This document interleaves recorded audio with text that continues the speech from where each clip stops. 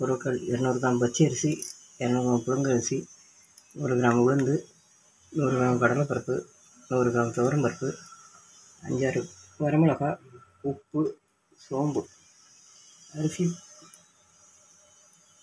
எல்லாத்தையும் போட்டு நல்லா குறவரன்னு அரைச்சி வச்சுக்கணும். கட்டியாக அரைக்கக்கூடாது, நல்லா கட்டியாக இருக்கணும், குறவரன்னு இருக்கணும். அரைச்சி வச்சுட்டு கருவேப்பிலை, கொத்தமல்லி, தேங்காய் பொடி நெருங்கி போட்டு வானலை வச்சு நல்லா எண்ணெய் 2 ஸ்பூன் அளவு எண்ணெய் விட்டு இன்னும் கொஞ்சம் கனமாக நல்லா நிதானமாக வேக விடணும்.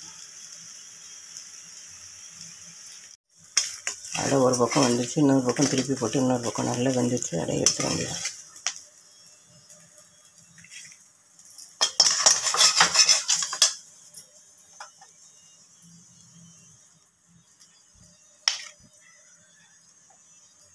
தஞ்சாவூர் உரப்படை ரெடி ஆகிடுச்சு. நீங்களும் இதே மாதிரி செஞ்சு சாப்பிட்டு பாருங்கள். இந்த வீடியோ பிடிச்சிருந்தா லைக் பண்ணுங்கள், ஷேர் பண்ணுங்கள், கமெண்ட் பண்ணுங்கள்.